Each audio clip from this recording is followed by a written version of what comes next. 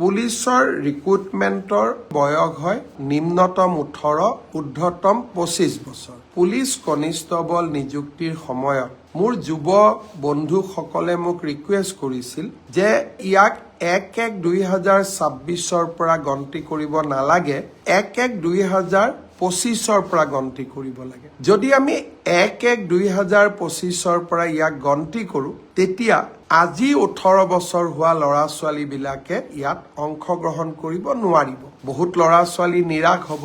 কিন্তু 1-1-2025 বয়সৰ সীমা নধৰা কাৰণে যিসকলে 25 বছৰ অতিক্ৰম কৰি 26 বছৰত ভৰি দিব, তেওঁলোকো ডিপ্ৰাইভ হ'ব। তেওঁলোকে মোক দুখেৰে জনাইছে।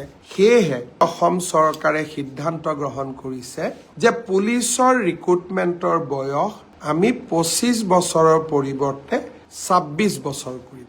অৰ্থাৎ এতিয়া নিম্নতম বয়স 18 বছৰ হ'ব, ঊৰ্ধ্বতম বয়স 26 বছৰ হ'ব।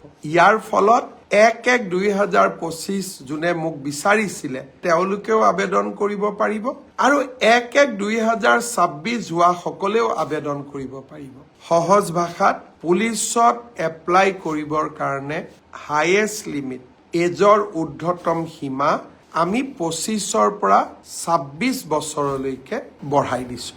আৰু পুলিচত আবেদনৰ সময়ো আমি 15 দিন বঢ়াই দিম, যাতে সকলো কেণ্ডিডেটে সোনকালে আৰু সময়মতে আবেদন কৰাত কোনো অসুবিধা নপৰে।